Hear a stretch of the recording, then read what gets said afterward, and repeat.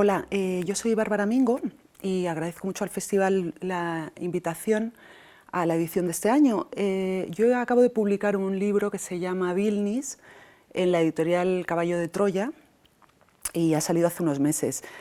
Este libro es una mezcla de biografía, de ensayo, en un sentido así un poco laxo, y de libro de viajes. En él cuento el viaje que hice yo a Lituania para ver los cuadros de un pintor y músico lituano que se llamaba Mikalojus Konstantinas Čiurlionis, que nació en 1875 y murió en 1911. Entonces, bueno, yo fui a ver los cuadros y entonces, bueno, cuento su vida. Él es muy poco conocido en España, aunque en su país es una figura muy importante. Entonces, bueno, yo quería pues, dar a conocer, hacer como un acercamiento general a su figura, y en el libro cuento el viaje también.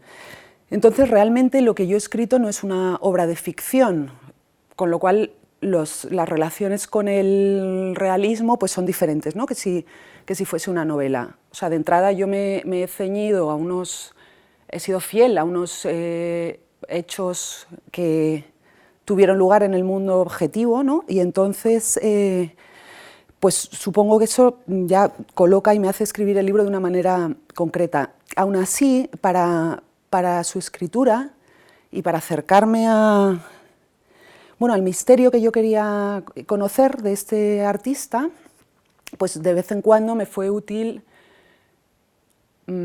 utilizar quizá pues, técnicas que no son las estrictamente del realismo, sino que quizá pueden pertenecer pues, a escuelas que se supone que tienen que ver más con la imaginación o así, aunque para escribir realismo pues, es necesario un esfuerzo de la imaginación, creo, tan importante como para escribir unas no sé, obras de fantasía.